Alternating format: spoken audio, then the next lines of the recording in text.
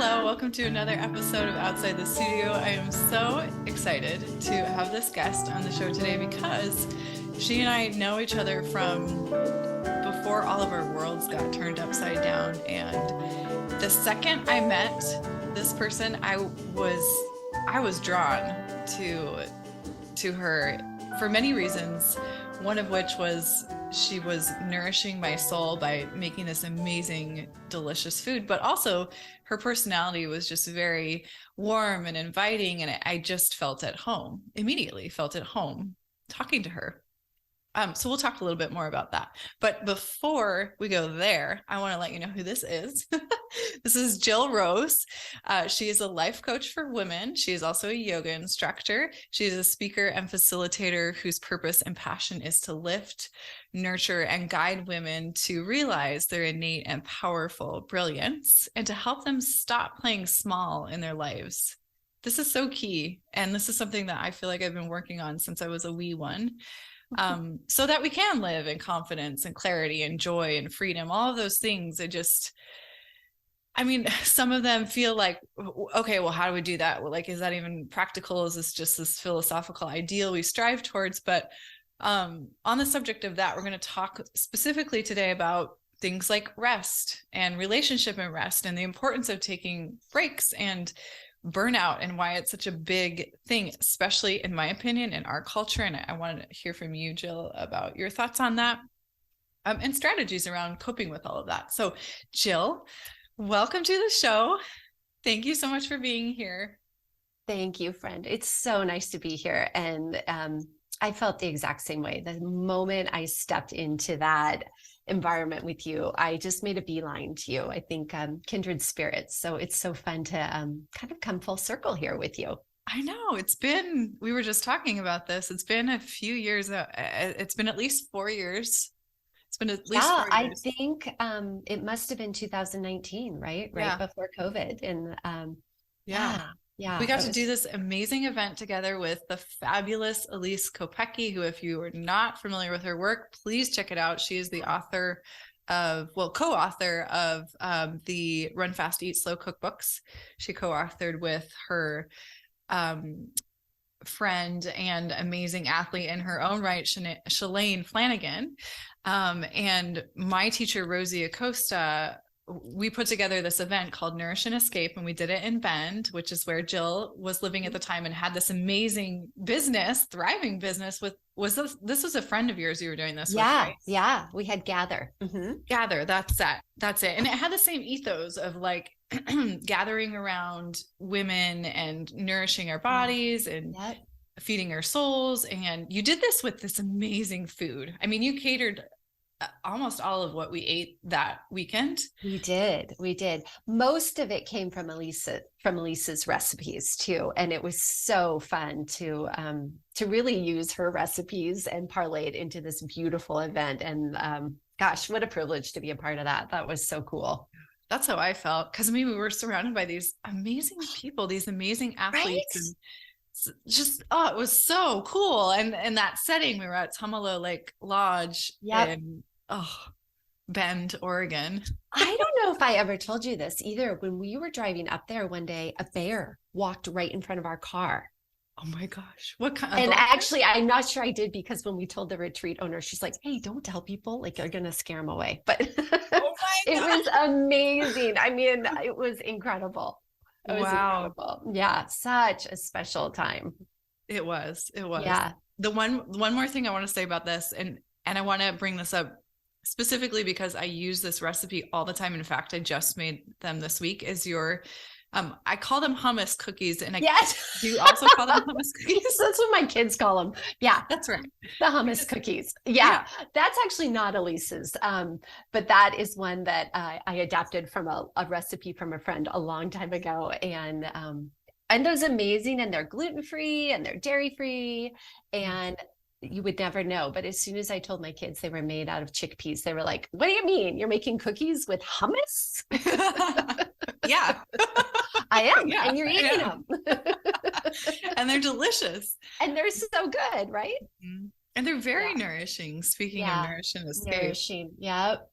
That's a So if theme. it's okay with you, I've kind of adapted the recipe also. Please. And can I share it in the show notes of this podcast? Yes. Oh, I would love that. Yeah. Okay. Isn't that neat how those little moments have these ripple effects?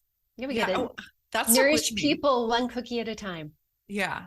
Yeah. It's so true. And so thank you so much for sharing that with me and Mm. your beautiful, amazing energy. And also for coming on my podcast. This is Oh, so thank fun. you. You're welcome. And it really is a privilege to be here. I follow the show and I follow you and I adore you. So it's really lovely for me to be here. It's mutual. We could just go on like this. I know. Maybe I'll pour a glass of wine and we can just get Right. really into it. Everybody get your glass of wine out. Yes, Put cheers, your cozies folks. on. Yes. Well, because we're going to be talking about rest. I mean, I know Right? this is a big part of what you do in your teachings and your coaching.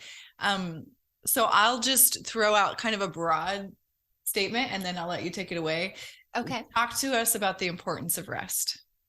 Oh, okay. That is broad and it's huge. I'll tell you, would it be helpful to kind of know some context for why I'm passionate about it? Okay. Yeah, I love So that. as you mentioned, I'm a life coach for women and I work with women generally, late 30s and up. And what I consistently see, not just in my clients, but gosh, just in my friendships as well, is that women, we push ourselves, we strive to achieve. We are the last on our list. We kind of take care of everybody else before we take care of ourselves. And it's just leading to so much strain and stress and pain, whether that's anxiety or it shows up in physical pain or depression or overwhelm or just plain like resentment.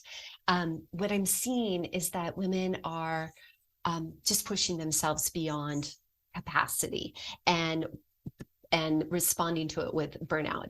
And so that is really, I've been sort of trying to crack this nut. And what I've realized is that rest actually, in my opinion, begs a deeper question, which has to do with value, personal value and worth.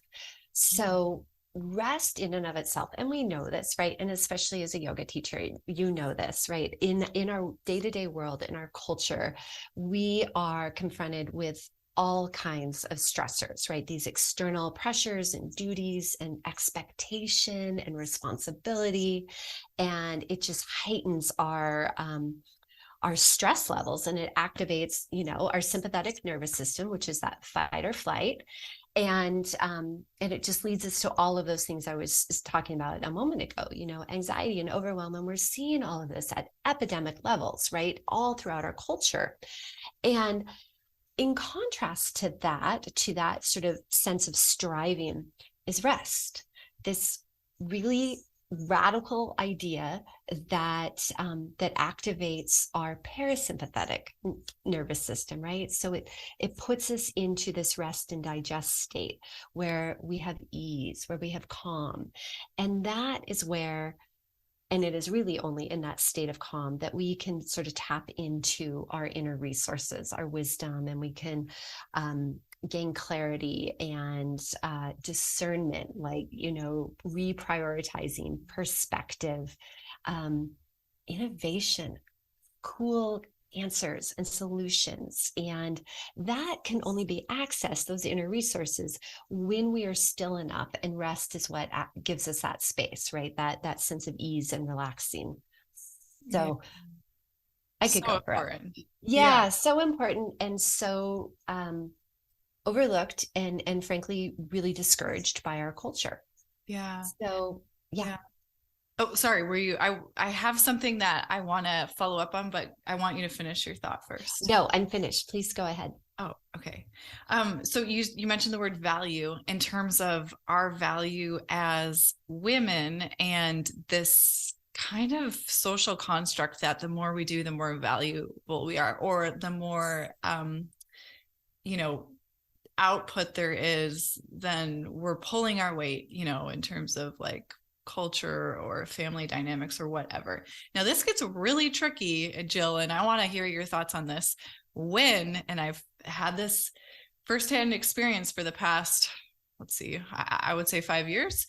And I know I'm not alone in this, of women who are moving into this realm of entrepreneurship or solopreneurship, whatever you want to call it, building a business from the ground up and relying on, now this is true for me, and I'm not going to speak for you or anyone else out there, but it is true for me right now that I had to get my partner on board financially to create this space for myself to be able to make this podcast, follow the path of teaching yoga, and leaving the corporate work world so that I could focus on that 100%.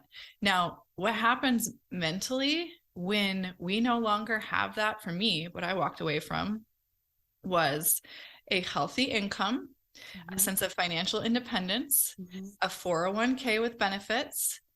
And it felt like, to me, that gave me a seat at the table in terms of, what do I value in my life, and how am I going to spend my money based on what I value? Because it differs from typically, and I feel like this is true for a lot of people, it typically differs what you value in terms of what you're willing to spend money on with your partner. And then if you feel like the scales have tipped power wise, right? Because you're not the primary breadwinner, you have to ask for permission. I put that in quotes, to spend money on the things that you find of value and bring you joy. That gets really tricky, right? Yeah. And so our value is, and I'm not saying this should be the case, and it is the case across the board. At least for me, it has been a struggle to understand that my value is not equated to my output in terms of me being able to contribute to the household financially, or asking permission to buy something that I want to buy. Yeah. So I want to hear your thoughts on this topic, if you have any, if you want to add to it, what that's been like for you, what you've seen with other clients that you work with. Yeah. I mean, I'm sorry that you're experiencing that. And while it is really significant, it unfortunately is not uncommon, right? I mean, you hit the nail on the head. As women, especially, we are asked to give. We are, we kind of go above and beyond. We also have this whole sense of perfectionism that's sprinkled in there. And so I can't necessarily speak for it all, frankly, for the men. But I can say for the women that I speak with, which is a lot, that you are not alone in feeling this way, that our value is directly connected and tied to our output, to our level of productivity. And we have built a culture around this, we are only as good as hard as we work. And we've conflated value with productivity. And it has roots, I mean, this is a capitalist society, and it really has roots, even, traces in slavery and certainly in the patriarchy.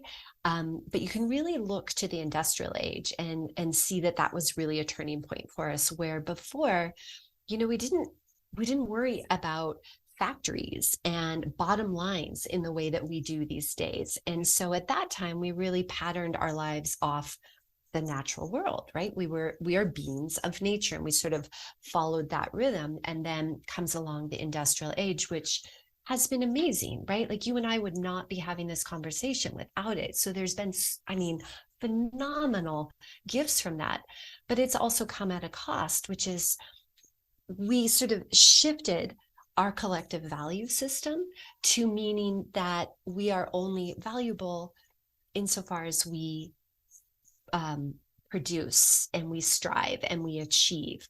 And that has become sort of this collective value. I mean, we are a country of innovation. We are known for that.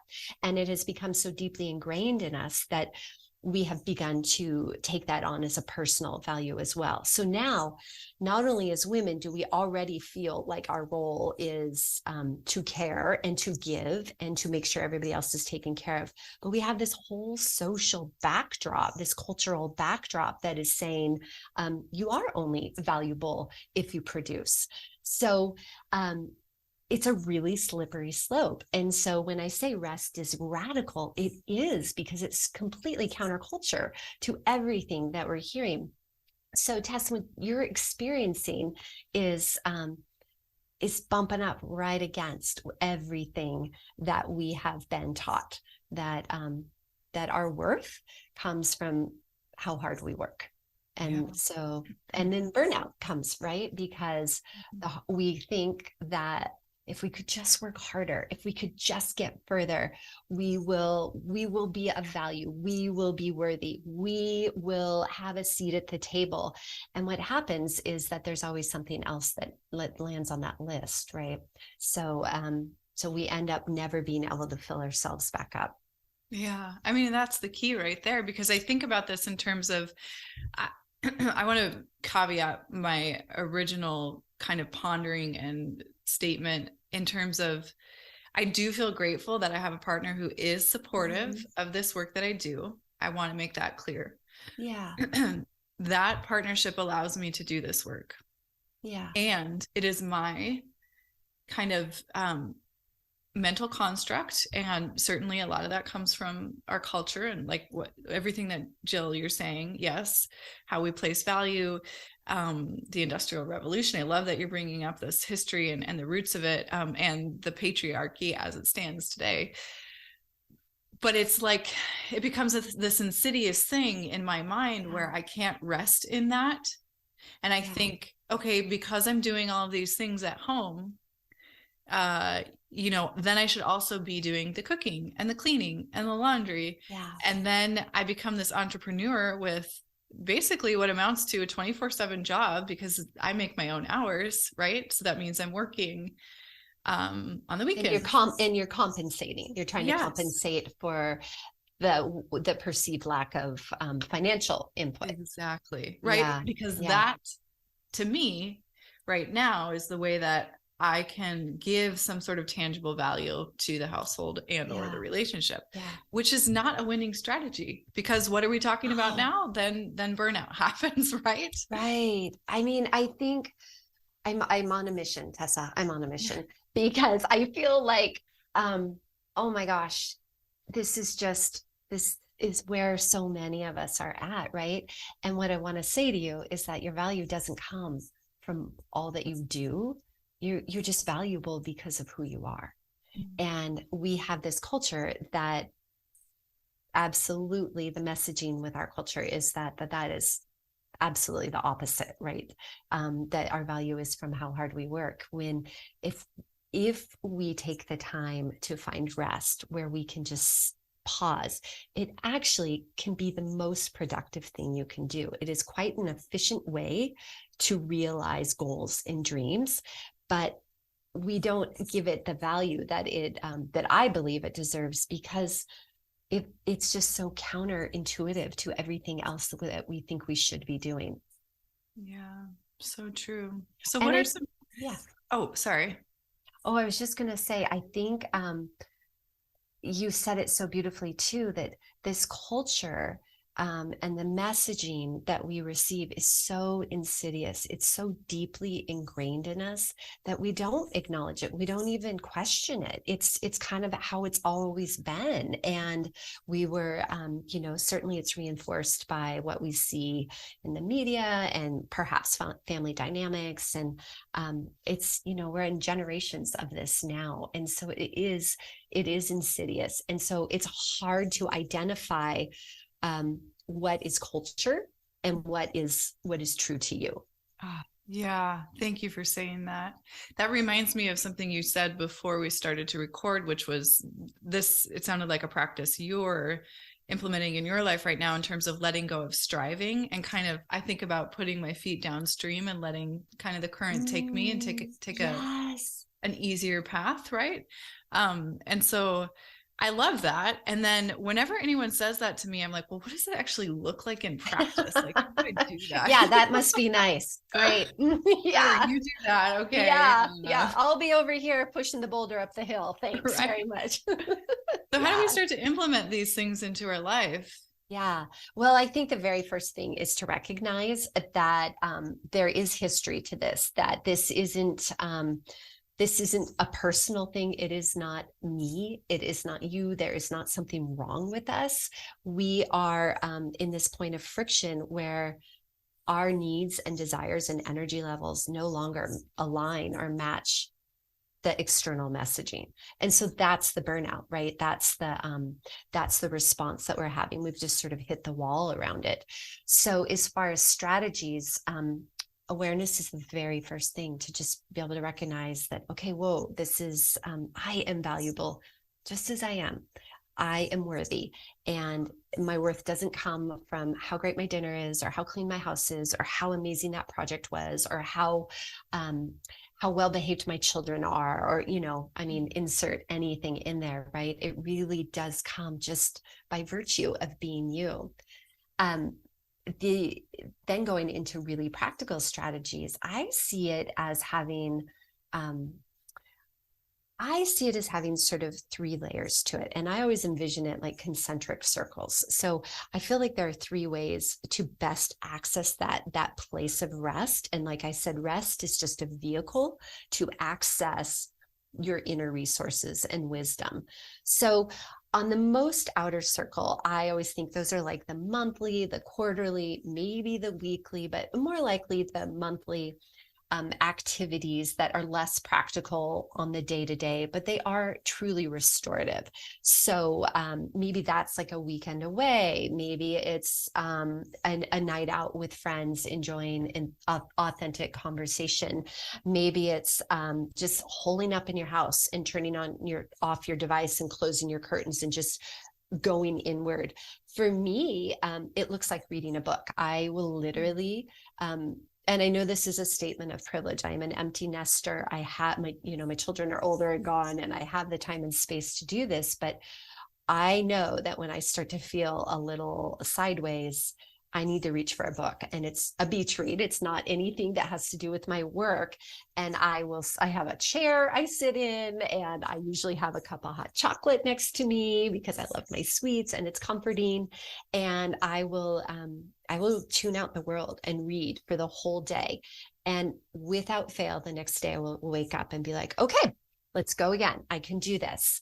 And so that's not practical for me every day. I really wouldn't get much done. And really, it's not, I'm not drawn to it every day, but there are those moments. So I think it's really important to think about these outer, less day-to-day practical items that you can implement and bring into your world. And then the second layer for me is vital. It's the most important. And these are the daily practices. And, certainly as a yoga instructor, and I've heard you mention this too, about the morning practice, right? And whether you're a morning bird or an evening bird, it really doesn't matter. But the morning practice or the evening practice it's essential to creating some space and finding rest. So, in both of those times of the day, it's when your brain is the most receptive to information. So I always want to say, get off the devices, get off the phones. Like, you don't want to bring that energy in. And this is where you carve out time for stillness, quiet. So for me, I meditate and I journal, and maybe there's some yoga or some light movement in there. And, it's like 20 minutes out of my day, but it's just enough to kind of set the tone. For other people, rest looks different for everybody. There are as many expressions of rest as there are people seeking it, really. So that works for me. Some people might like just a really hot bath. Some people might like to just go for a really long walk, just be out in nature. Maybe it's painting, right? There's a number of different things that you can do. The key is to kind of create a bubble of silence, of quiet for yourself, where you can just kind of get out of your head and let everything else surface. And then in the most core of these concentric circles, this most inner circle, are strategies that you can do right in an acute moment. If there's a stressor, an immediate stressor, how can you manage that? And so you kind of have the backdrop of these 2 outer layers, and they really set the stage for you, and they create this foundation of ease. So you've got this kind of underlying sense of ease. But then when you're met with things that are then we can never control, right? Like the jerk in traffic, the phone call that is not the news you want to hear, an issue with a coworker or a family member, and it kind of just sends you off the other direction, there are a few strategies that you can do right in that moment. And depending on where you are, like if you're in your office in your office building, you can maybe close the door, you can go to a bathroom stall. What you want to do is kind of carve out some space from yourself. So you remove yourself from this immediate stressor. And what you'll likely notice is that encounter, whatever it may be, still resides in your body, right? Like you still feel the stress. So if you were cut off in traffic and had this crazy encounter with another driver, and then you drive away, you get yourself to the office, he's no longer in your path, but you still feel that stress. That's the part of you that you have to get rid of, because if you don't, it stays in there and it festers.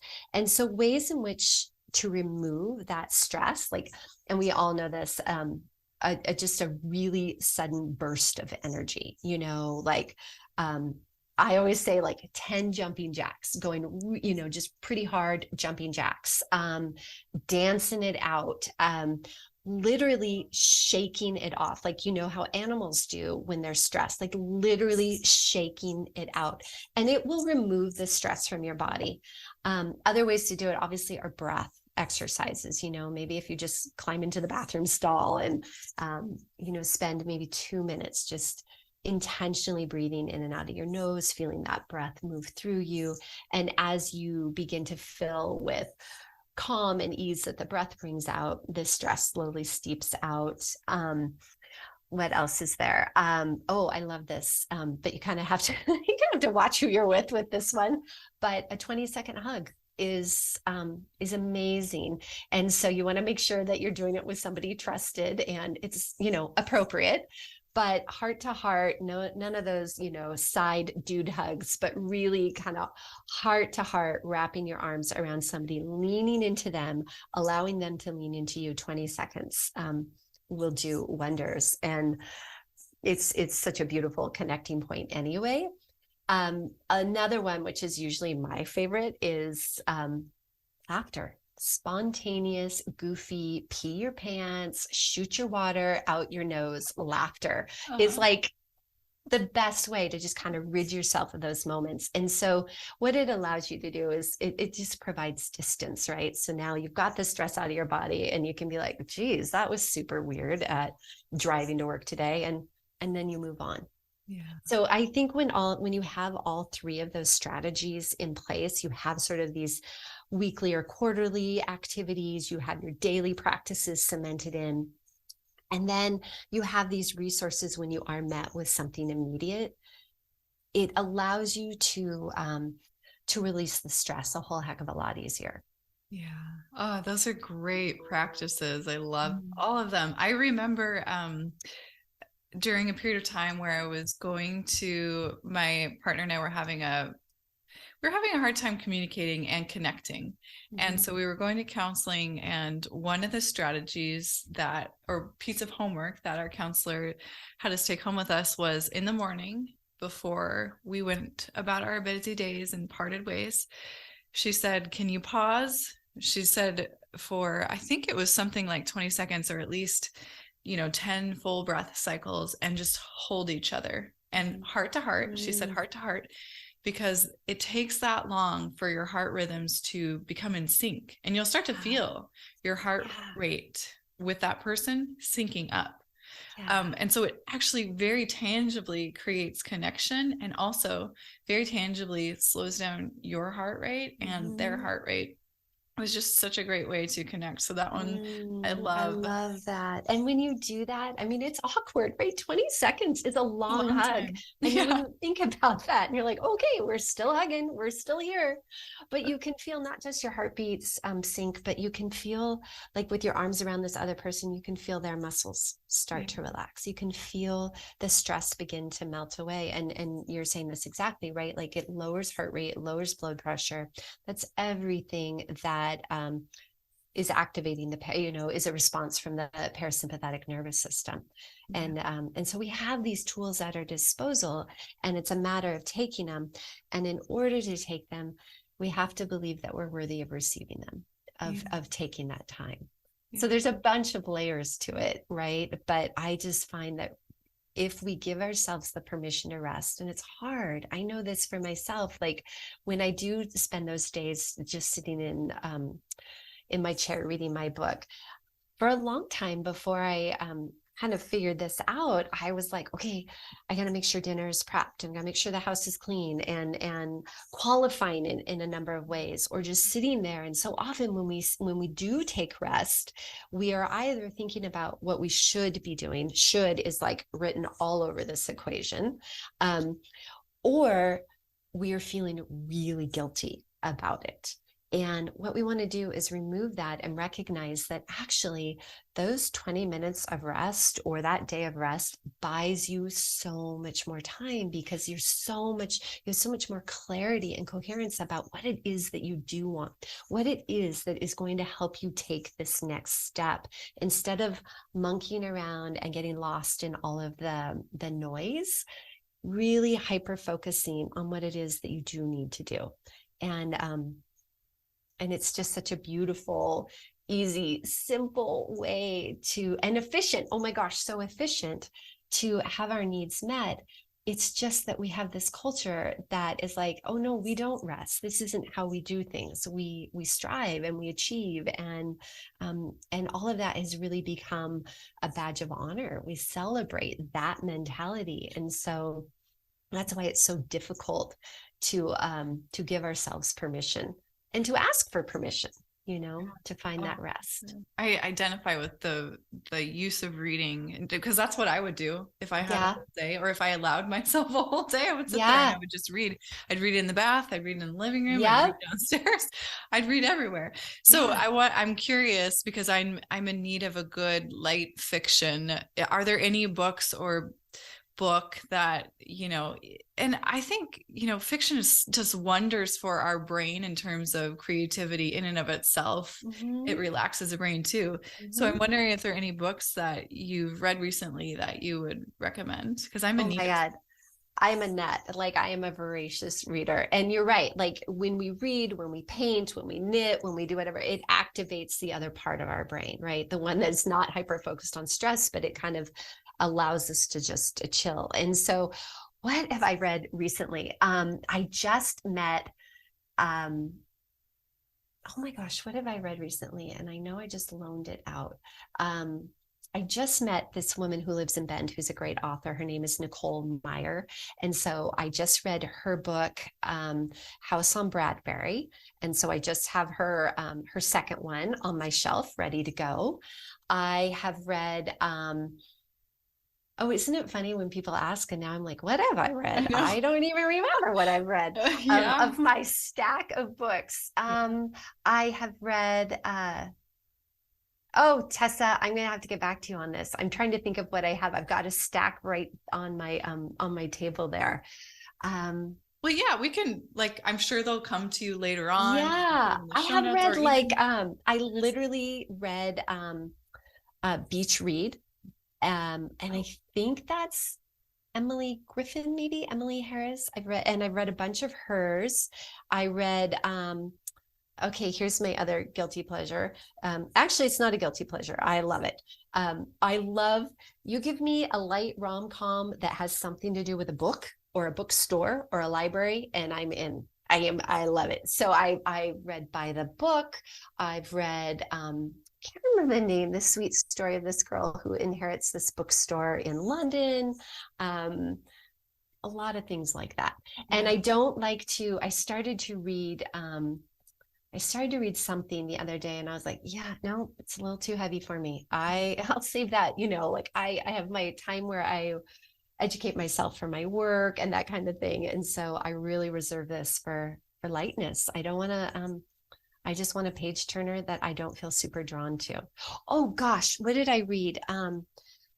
A book about, I'm afraid that if I share too much, I'll give away the whole plot line, but a book about a woman whose husband goes missing, and she and her stepdaughter are finding the clues to who he is. And it was really good. It really, it was a page turner for me, and light enough where I wasn't like, nobody died, there wasn't any heavy trauma in it or anything. So that sounds good. If you remember the title or if you see I it like will. I will. please let me know. Yes. Because I I'm will. so this thing happens to me. I'm curious if it happens to you too. I get to right now, I have one more book to read after, and I'm almost done with the current book I'm reading, and that makes me really anxious. I have to have a stack of like 3 Yes. ready to go. You So know I'm what? asking you selfishly because I need to You know what? I'll compile just my send them stack. to you. Okay.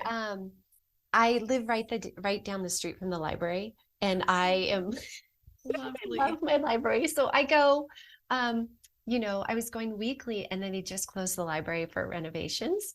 So I literally went to the bookstore, which go local with your bookstores. They're so sweet, and I love to support them. And there's just such community there. So I do have 4 books. I'll take a picture of them, send them to you, and I'll let you know how they are. Please But one of do. them is Nicole Meyer's book. I think it's called Second Chance Supper Club, and so I'm excited to dive into that because I really like her. She's really neat. So it's fun to be able to read one of her works. Cool. I'm writing all of these down. Uh, I want to talk about teaching yoga right now. I want to hear about your experience, where you studied, what made you decide to do this. I'm curious because, as you know, everyone Yeah. knows, I also teach yoga. And Yeah. right now I'm currently leading my first teacher training. So I'm certifying a group of Yes. people to become teachers themselves. Oh, I'd love to be a fly on that wall. Well, yeah, it is. It is a journey, right? And I just Yeah. remember going through my first 200-hour teacher training and it being so transformative. Even if I wasn't going to teach, like, wow, did that change my life? Yeah. And so I want to hear about your journey to teaching yoga. You can start wherever you want. It's not really a Yeah. specific question. I love this story because it leads me to one of the most precious things I've ever done in my life. Um, we were living in Bend, and during the housing crisis, the market dropped, and both my husband and I lost our jobs. We were just one of those stories. We lost everything, and so we moved to Seattle, and I had practiced quite a bit of yoga here, and loved it, and it felt good, and but I didn't feel a connection to it in my soul. But we moved to Seattle, and I you know, I didn't hit the ground running. It was really hard for me. And so all my kids are at school, my husband's working, and I didn't know anybody, and I felt really alone. And so I was born and raised in Seattle. So there was a neighborhood that I knew well, and I saw there was a yoga studio in there. And so I figured out how to get to this neighborhood. I mean, it's decades since since I lived there. And I just found this studio, and it was a lifeline for me. And so it became, it just became part of how I healed through that process. And it gave me such, such love and respect for my body, my physical body, and meditation, all these things I really didn't know too much about. And then I decided to go into teacher training, and I really never thought I would teach at all. I just thought, I want to know more. I want to dive deeper into this. I want to understand, like, what the heck is happening to me? Why am I, feeling all these things? And so part of obviously, this part of the teacher training is practicing teaching. And we lived in this funky, cool old house that overlooked the water. It was just it looked haunted. It was this crazy little house. And I thought, all right, I'm going to start teaching. So I converted this dining room.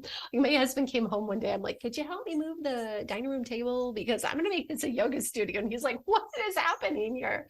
And so I thought, okay, I'm going to just invite friends over, and then I can just practice teaching. And Tessa, I think you'll find this is funny. And I reference this all the time in my coaching too. I will say to people, oh, you're in your T-Rex phase. Like you're getting comfortable, you're figuring it out. But when I took videos, you know how you had to videotape yourself when you were teaching? I literally would teach like this. Like my arms would be connected, my hands would be connected, my chest. I'd be like, okay, like down dog over there. And we're going to do this. And it's like, oh my God, I look like a T-Rex when I'm teaching yoga. And so now when I look at my clients, I'm like, oh, you're just in your T-Rex phase. You're figuring it out, you're getting comfortable there. But anyway, I evolved out of my T-Rex phase, I want you to know, but I opened up this, my dining room, and started out as a couple women would come every week. And then it morphed into the most extraordinary community of women. I had no idea that was even a skill set of mine. I fell in love with facilitating. I fell in love with teaching. I fell in love with the coaching and the counseling and the nourishment that it provided, right? That's certainly a thread of mine. And so it's turned into, gosh, I think I had like 40 women that would just I could get like 6 people in my little dining room, and they would just come in every day. And I'd drink my tea and I'd offer tea, and we just became so connected. And we would practice yoga. And then sometimes, if somebody was going through something, maybe we'd just sit on our mat and just love on each other, and kind of care and tend to one another. And I just, something in me came alive that I didn't know had even existed. And it certainly was the foundation for Gather, and absolutely in my coaching practice now. I started leading retreats, much like the Gather one that we experienced. And I just loved it. I loved creating the content. I loved caring for women in this way. I loved watching the way that yoga would open up their bodies and their hearts and their souls. And I think this is so foundational and paramount to my coaching practice. But I think I loved nothing more than watching these women realize their own power and their strength and their capabilities. And it just was amazing. And that was really sort of the beginning of where I am now. I think that is absolutely the origin of my coaching practice now. That's such a beautiful story. I love it. Thank you for sharing. Yeah. I'm curious. I feel like as I watch students go through this process from the lens of the teacher for the first time, I'm just so struck and empathize so deeply with the amount of like, we just want to do it right? Like, what's the right answer, Oh gosh, yes. And there's so much nuance. There's so much nuance and gray when it comes to how we move our bodies in an asana practice, and how we connect with particular pieces of philosophy, and then how if we decide to go out and teach, how we then go out and teach and kind of disseminate this information to people. Right. And so I guess what I'm wondering is a couple of things. Number one, what advice would you give to the student who is just, either whether they've taken the steps to join a teacher training for the first time, or they're actually going through it and thinking about the T-Rex phase. What advice would you give for that person who's just like, it's thrilling and terrifying at the same time, right? Yeah, it is. What would you say to them? I would say, yes, it's vulnerable, right? You're being asked to learn new things physically, mentally, academically, spiritually. You're being asked to tap into things that maybe you didn't even know existed. You were kind of drawn to. I do remember that during I would do weekend trainings, and I was like, oh, it must be Saturday because I'm bawling. Right on schedule. Okay. What I would say, and I know that well, and I appreciate that. I remember just wanting to do well.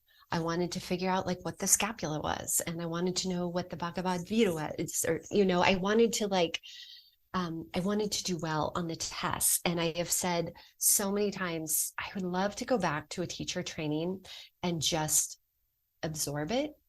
And not be so hyper focused on the material, and wanting to do well.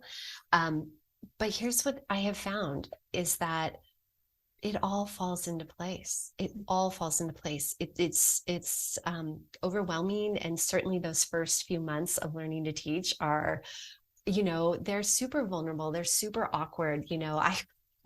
As we know, I was a T-Rex through much of that. And then I remember looking back, like maybe a year or two, and even now when I teach, and go, oh my gosh, I implemented that.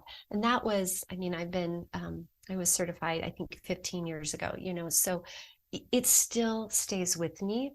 And I don't think I understood how much a part of that it was, how much of that experience I really did internalize. I didn't realize that I did. And so what I would say to the students is, trust yourself. Trust yourself. You have everything it takes to do this. And when that information is ready for you to use it, it'll show up. And so trust the process, trust the teacher, and more than anything, trust yourself. Have faith in yourself. I love that so much. Thank you. It has me thinking, I'm thinking, obviously, like my brain is just deeply ensconced in this world of what information is important here. How do I prioritize this material? What is the takeaway? And I keep coming back to this idea that when we're thinking about stepping into the role of teacher or going through this transformative journey of teacher training, how do we get clear on what it is that we're doing and why we're doing it? And then when we're done with it, and I really think this is an evolutionary process, it certainly was for me, figuring out your voice as a teacher. Yes. And not regurgitating what you're hearing, but really interpreting what is around you and then relaying it in your own voice. But I remember being early on, like literally I would have a notepad in my yoga classes and be like, oh, what was that sequence that they just did? And what did they say? Oh, that resonated. I'm going to try that, and I think that's part of the process. I think that's how we find our footing. And then we start to let it go. We let the guardrails down a little bit, and little by little, we begin to trust ourselves more. And I really think that it's experience, right? I mean, we have to trust in ourselves really comes from proof, evidence that we can do things. And so that comes with stumbling, and that comes with putting ourselves out there little by little. And then every step forward you take, even if there's been a couple steps backward, you are further ahead. You begin to trust yourself that much more. You begin to extend yourself a little bit more, and then you begin to trust your own voice. And I think it comes from there. And then that's right. Those are the teachers we resonate with, the ones that teach authentically from their own heart, from their own voice, and certainly influenced by everything that they've heard and learned and experienced. But it's through them that we get to hear it. Yeah. Rosie always used to say this thing to us when we were learning something new, and, just being like, oh my God, I'm terrified. I have to teach Prasarita Padottanasana to this class or this sequence. She would always say, imitate, integrate, innovate. So first, obviously, we're learning. I love that. Right? We're learning this step-by-step process, with the guardrails up, and we're actually, the purpose of it is to repeat it verbatim, and for lack of a better word, copy it, and then feel that felt experience our body. That's part of the integration process. And when that feels integrated and we can do it with our eyes closed, and the fear starts to fall away, we feel confident in our body, and because our body knows, then we innovate, then we make it our own.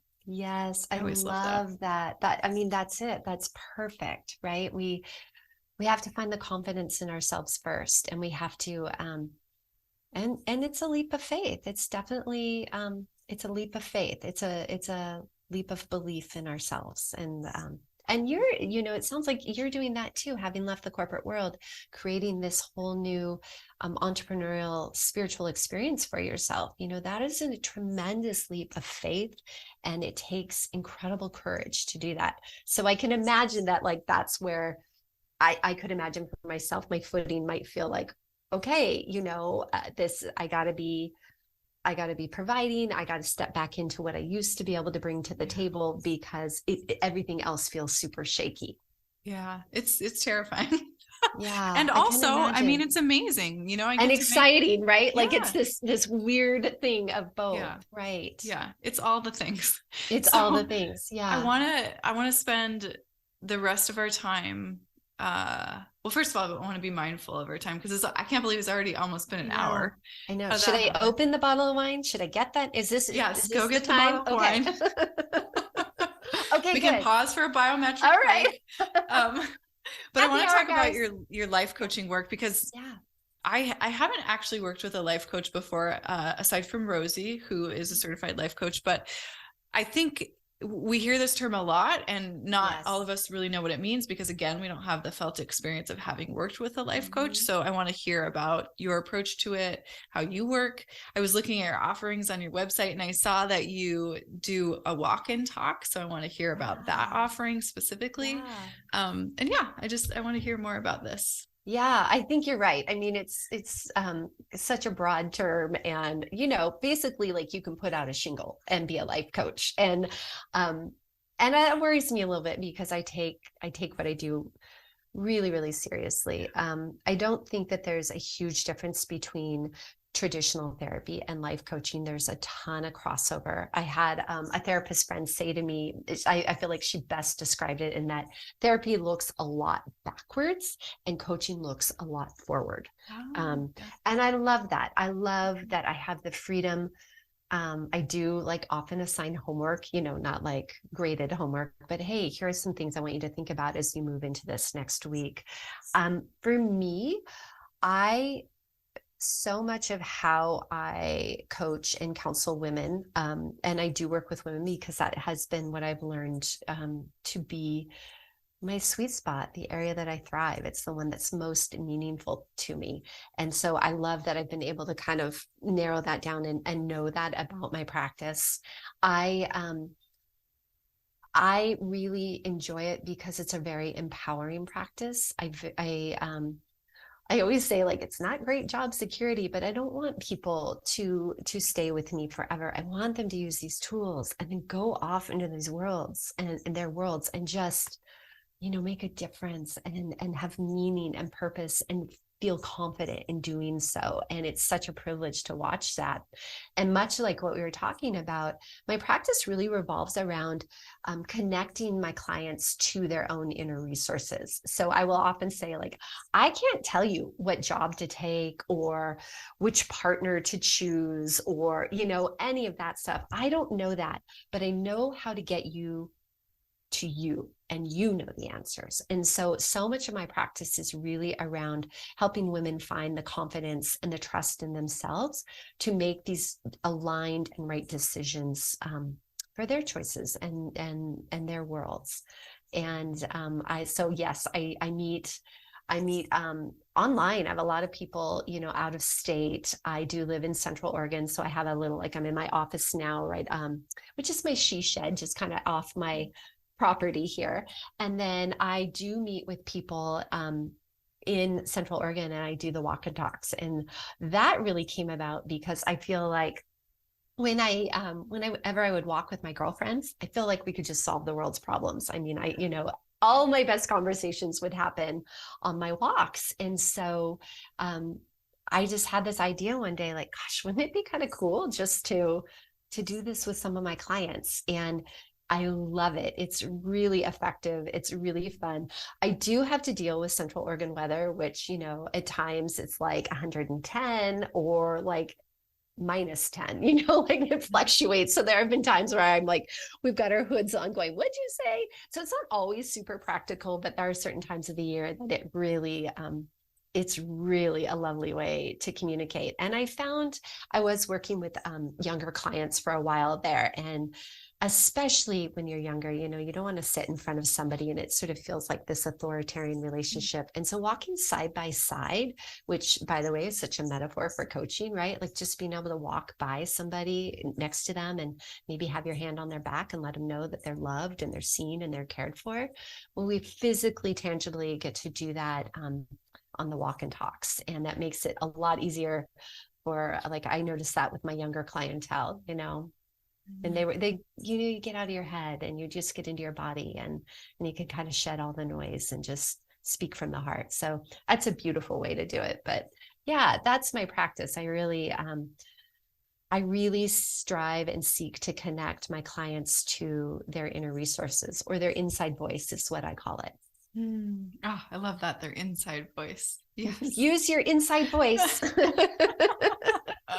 Not to be confused with when your mother's scolding you as a yeah child. Well, let's face it came from that, right? Like, it's a much nicer iteration of that. But it was sure like, use your damn inside voice, guys. And now I'm like, okay, gals, like, let's let's focus on our inside voice. I love that. Jill, it's so fun to talk to you and reconnect with you. Tessa, you too. I've missed you. It's so good to see you. You're in my house. I mean, you're like here with me all the time. Every time I make those cookies, every single person I've ever made them for loves them, including my 5-year-old niece, who is a picky eater. She's like, oh my gosh, these cookies are really good. Oh, that means so you're with much to me. Oh, gosh, I love that. We underestimate the power of little things like that, right? Or seemingly little, but thank you for sharing that. I love that. But how would we know if nobody tells us, right? Right? So right? This is a reminder for me to go back and thank those mentors that have come before me and paved the way and shown the light for me. Yeah. And there's so many that have done that. Yeah. Well, and think of how many you've mentored too, you know, that you are equally important in that chain and in that ripple effect. And And if I can just leave you and your audience with anything, it's just, God, it's so worth the rest. You're so worth this time. And if you can,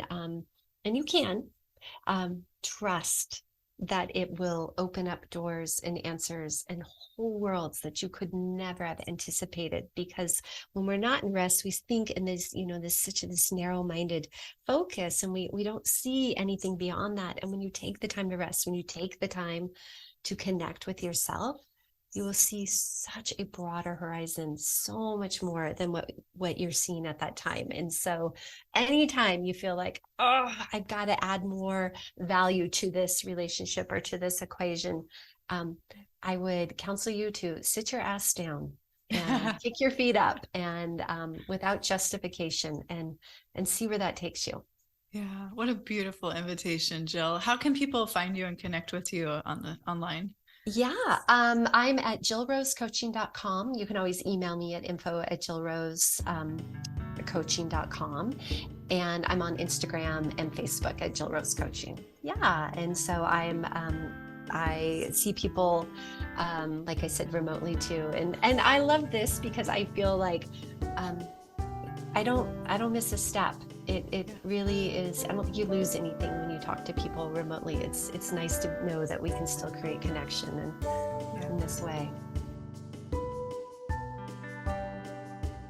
Well, everyone, that concludes another amazing episode of Outside the Studio. I hope you enjoyed yourself. I hope you learned something new, maybe remembered something old, maybe felt inspired to apply something to your life.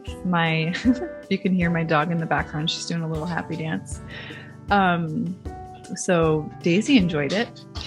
Anyhow, I wanted to just pop in here to wrap us up to say a couple of things. Number one, I have such an amazing team that helps me put these podcasts together. Without them, I wouldn't be able to bring these amazing conversations to you. So thank you to my producer, my director of creative services, my sound editor, my engineer, Consistency Media. Don't know what I would do without you. Thank you, thank you, thank you. And the amazing creation and artistic musical genius, Drew Lovern. Thank you so much for putting together this music specifically for Outside the Studio. So unique to the show, only place you're ever going to hear it is right here. Thanks, you guys. You make my world go round. Stay well, everyone. Thank you for listening.